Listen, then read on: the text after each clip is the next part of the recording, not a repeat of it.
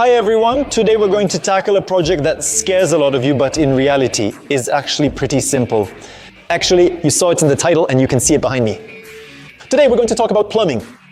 And for this first video, I suggest we focus on the inlets. Alright, let's get started. Hi, I'm Julian Malara and this is my house, Container. I'm 26 years old, I have no do-it-yourself skills, but I set myself the crazy challenge of building an eco-friendly and affordable house. I'm also trying to develop my resilience and live in harmony with nature. Subscribe to follow my adventure as I film and share everything on this channel. Before we start, just a quick word to let you know that we didn't find a sponsor for this video. So we're counting on you to help us fund this series by supporting us on Utip or Typee. You can also support us by hiring ETK Productions for your audiovisual projects. Whether it's motion design, multi-camera recording, or corporate films. ETK Productions is the team I'm part of, and we produce all the videos on this YouTube channel. We also offer these services to individuals and professionals. So feel free to check out our website etkprod.com or send us an email at contact@etkprod.com. We would be delighted to work with you. Alright, let's start with the plumbing. Let's start from the beginning. If your land isn't serviced, the first thing to do once your building permit is approved is to go see your town hall. The service to contact to connect your land to running water, this service will come here to the edge of your property. Install an inspection chamber with a main valve and a water meter, which you can connect to in order to have running water in your house. I had to call the SOR and pay $1,860 to install this inspection chamber. And at that price, don't expect quality service. I'll quickly tell you how it went. For weeks and weeks I called them, but no one ever answered their phone line. So I sent emails, no response for several months. Then one day I get an email with a quote, but I can only pay that quote by check, so I send a check by mail. Hoping it might still work, due to a misunderstanding, weeks or months pass without a response. After repeated attempts to contact them by phone and email, someone finally answers the call one day. So it was the right number and he tells me, yes, we did receive the check, we'll come tomorrow to do your work. Okay, it would have been nice to let me know beforehand, so that's very clear. Either they're understaffed and overwhelmed, they can't manage their projects properly anymore, or they have very poor organization. In any case, it makes for some pretty funny stories to tell you. Anyway, once your inspection chamber is installed, you can do your earthworks to connect your inspection chamber to your house. As for me, I hired an excavator who did all the network work. That means he dug a trench from the edge of the property to the house to run electricity, telecom and water. It cost me about €1,000, so that's the total for this project. So for the servicing, including both the inspection chamber and the connection to my house, it cost me €2,860. Yes, it's quite a bit of money, but at the same time, the land was cheap because it wasn't serviced. So all things considered, it's normal that I have to pay that at some point.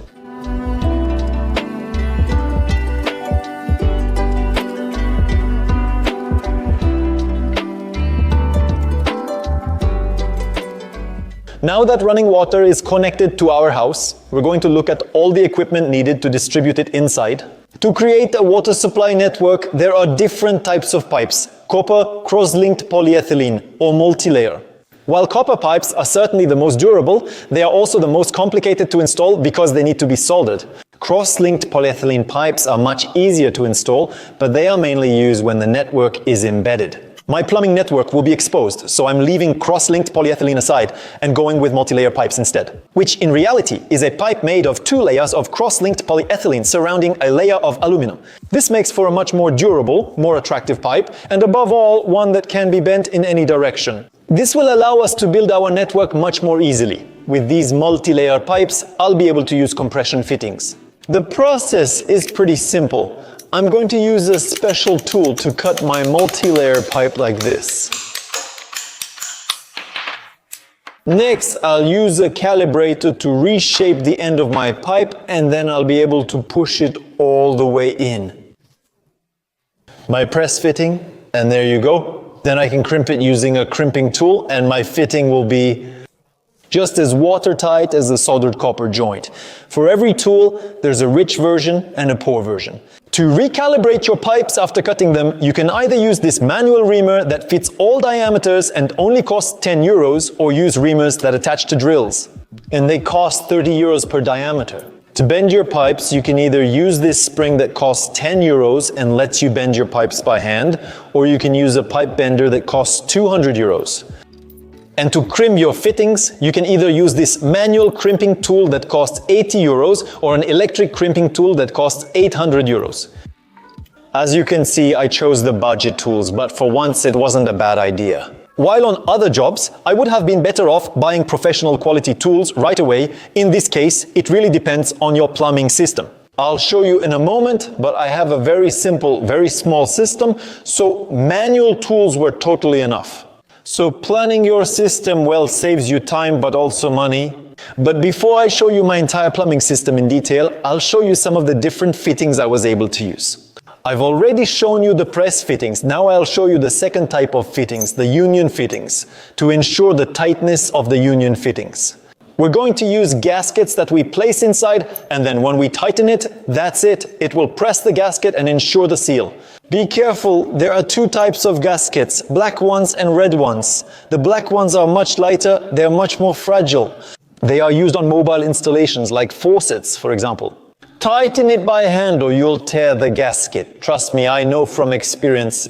There are also red gaskets that exist. These red gaskets are much stronger. They're made for fixed installations, for example, your manifold. And here, you'll be able to tighten it with pliers. The gasket can be fully compressed. It's made for that, it won't tear. So there you go, a connection with a union nut. And finally, the third type of fitting is the threaded fitting. To ensure its tightness, we're going to use Teflon tape, which we'll wrap around.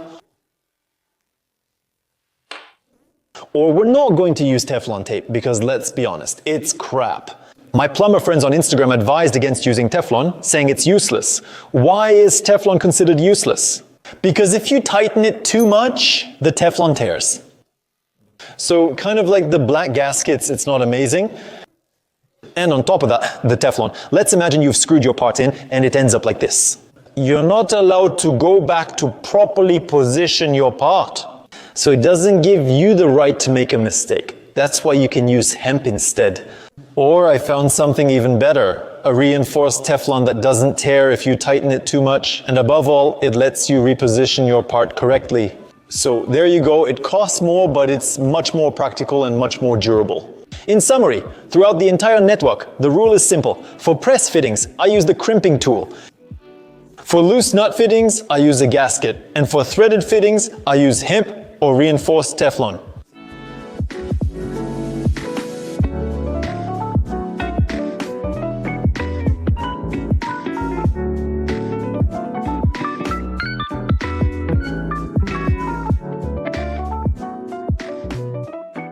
Let's get started with introducing the multi-layer network. But first, there are thousands and thousands of tutorials on YouTube. That's why I'm not going to explain to you step by step really how I screwed in each fitting, because you'll see that in the other tutorials. Instead, I'm going to give you a guided tour of my whole system, knowing that all the pipes, all the fittings, all the tools, everything I've used. I'm going to start by showing you all the components to install in order to supply our cold and hot water manifolds, which will then distribute water to each of our appliances. And all of that starts with the 25mm PE pipe that comes in under my container. By the way, I'll need to put an insulation sleeve around the pipe outside to prevent the water from freezing in winter. And then the pipe goes inside the container, and that's where I'll start making my connections. The first fitting I'm going to install is a compression fitting, which allows me to go from my 25mm PE pipe to a 20mm diameter, which will be the standard for my entire manifold network. That's it, my whole manifold is in 20mm diameter. Next, I screw in a check valve. It's a mandatory component to install. It prevents our wastewater from going into the drinking water. And then on this check valve, I put on a fitting with a free flow outlet and a crimp end to attach a piece of multi-layer pipe and continue my installation a bit higher up. At the top, we start our assembly again with a crimp fitting to a threaded fitting. This allows us to screw in a valve with a very handy purge system. This valve will act as our main valve. There we go, I'm opening it. This brings us to the first water meter, which measures all the water we will use.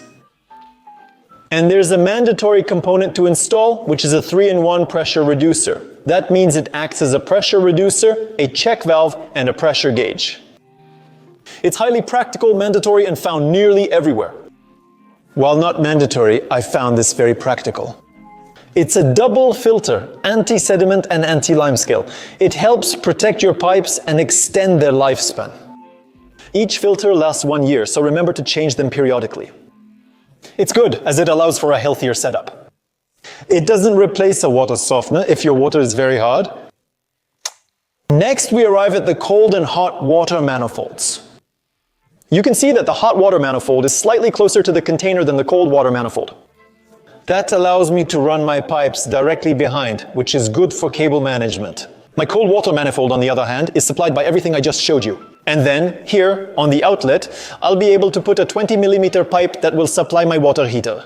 My water heater will send out a 20mm pipe that will supply my hot water manifold. I'll show you that setup when we make the specific video about the water heater. My manifolds have 20mm inlets and outlets and 16mm valves. These valves are very convenient because they allow me to shut off each valve individually. Not all manifolds have this, and now I'm going to explain how I'm going to connect each device to each valve. But first, to start here, there will be the shower. I'll just have to connect hoses of the right size to the cold water and hot water to supply my shower head. Very simple. Next, here I installed a special crimp fitting for cross-linked polyethylene for my toilet, because my toilet will be supplied with sheathed cross-linked polyethylene, which will be embedded under the insulation. Why did I use cross-linked polyethylene and not multi-layer, since it will be embedded? So multi-layer doesn't offer any advantage over cross-linked polyethylene when it's embedded, but multi-layer is much more expensive, so cross-linked polyethylene, and then the third faucet, and there you go, that's the main water system, you know, cold water, hot water. That's going to supply all my appliances, and that's it. The advantage of having designed a simple and efficient system is that I only need one line to supply all my appliances. And on the fourth tap, you can see that I've already put a clamp fitting, because soon I'm going to install a multi-layer pipe that will go outside to be attached to a faucet and supply my garden hose, for example, still waiting to collect more rainwater. It's a good idea to get manifolds that are bigger than what you need, because it always allows you, just in case, to have extra spots available for cold or hot water. For my main network, as I explained to you, I installed 2 press fittings with a diameter of 20, which allow me to send hot and cold water. What you need to know is that hot water should always be placed above or on the left, and cold water always below or on the right. As shown, the beginning of my conduit is incorrect. But I have to do it so that in the rest of the system, the hot water is always on top and the cold water is always underneath. It doesn't cause technical issues, just breaks conventions. So that if one day I sell the house, people will instinctively know where the hot water is and where the cold water is. Instinctively, if they know that, by convention, hot water is on the left and cold water is on the right.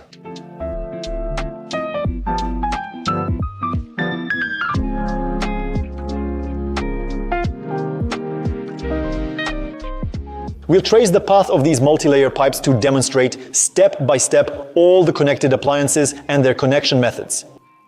So here, I bent my pipes with my spring and I clipped them every 60 centimeters to make the network more rigid. By the way, these clips, I can either screw them in or glue them with adhesive sealant against my containers. And if you find that the pipes aren't very straight, it's for 2 reasons. The first is that the corrugations in the sheet metal create an optical illusion. And the second thing is that the pipe comes rolled up, so you have to unroll it and try to straighten it out. It's pretty complicated when you don't buy the tools that rich people use. So it's straight about 95%. It's mostly the optical illusion that misleads you. And here, we're in the bathroom. This is the first appliance, the washing machine. To supply my washing machine, we start with the T connector on the cold water. It's an equal T. So, like this, I can go up with 20mm multi-layer pipe, add a press fitting, and put a small valve with a threaded rod. And here I can connect my hose that will supply my washing machine. On each appliance, I put this kind of small valve. It allows me to shut off each item independently. Knowing that, on my manifold, I only have one main shut-off valve. It's good to have independent valves everywhere. Then I continue on my way. And here I reach the two sinks in the bathroom, so hot water, cold water on my hot water line. I have a reducing T-joint because this time I want to go up to a 16mm diameter. And for this 16mm diameter, we need a press fitting. A valve and a T-joint in 12mm diameter because the hoses that will supply my bathroom faucets are 12mm in diameter. And it's exactly the same for the cold water. Then I continue. I bend my multi-layer pipe to go through the wall and reach the other side in the kitchen. So there, we were in the bathroom, now we're in the kitchen. You can see that the pipe goes through the wall. I could have bent it at 90 degrees, but I thought it didn't look very nice. It made a big bend radius, so I preferred to use press fit elbow fittings. It'll be just as watertight and it's much neater. Then I continue my network, a little teaser for the drainage video, and I get under my sink. I'm using a press fit fitting to connect a 20mm hot water pipe to a 16mm multi-layer pipe with another press fit fitting at the end. From 16 to 12, with a 12 valve, because faucets are always connected with a 12 flexible hose underneath. Same thing, I have my cold water coming in on a press fit fitting from 20 to 16. I go up with a 16 pipe, my 16 to 12 fitting, and I can connect. There you go, hot water, cold water on the left, hot water on the right, cold water, do you remember? And then my cold water line ends here in 20mm diameter to connect my dishwasher. Two things to know. The first thing is that I try to place all these elements 70 centimeters from the floor. Why? Because it allows the countertop, which is at 90 centimeters. It actually allows you to have flexible hoses of about 20 to 30 centimeters that will connect to it. Avoid placing anything behind a dishwasher, particularly built-in models, as they will be pressed tightly against the wall. That's why my dishwasher's water supply and drain work well. Under the sink, by the way, that's often how it is in a house. It's often under the sink because you shouldn't put anything behind the dishwasher. You now have a pretty complete overview of my entire system. So that's a summary of my whole setup. I have two multi-layer pipes, 20mm in diameter, that start from my manifold and run along all the appliances. Then each time, I have a 20 or 16mm pipe. Depending on the appliances, that goes up, with a valve placed about 70 centimeters from the floor, which will later allow me to screw the flexible hoses between each appliance and their valve.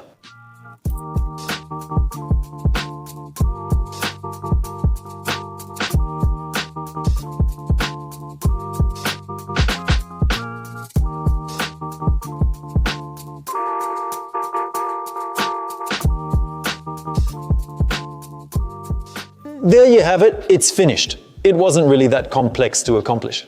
It was mostly complicated to figure out because there are hundreds and hundreds of ways to make the same network. Depending on the fittings you're going to use, plumbing is really a game of optimization. The more you do things, the more you'll see that actually you could do it differently with other fittings, which means that overall I bought 3 times more fittings than I actually needed. Fortunately, I can send everything back by mail or return it to a store, so it's not a problem. I'll quickly show you the detailed budget for this project. The entire manifold part cost me 320 euros. As for the tools, the pliers cost me 20 euros, the calibrator 10 euros, the bending spring 10 euros, and the crimping tool 80 euros, which makes a total of 120 euros for the tools. As for the fittings, I spent about 140 euros, and the multi-layer and cross-linked polyethylene pipes and the brackets cost me 120 euros. So the total for this project is 700 euros. In terms of time, this project took me about 3 full days. That includes the time I spent watching tutorials, the time I spent buying all the necessary tools and fittings, and the time it took to install everything. But in those 3 days, that doesn't include the weeks and weeks I spent waiting for answers from fate. It was 3 days in the warmth with work that wasn't very physical, almost like playing with Legos, so honestly it was nice. Friends plumbers, don't take this personally. I'm not saying your job is easy, but for me, with my setup, it was simple. So luckily for me, that was only half the work. I still have the whole drainage system to set up. Just like with supply lines, it'll be like playing with Legos, so it's gonna be pretty fun. The drainage video will be out in 2 weeks. Subscribe to this YouTube channel so you don't miss it.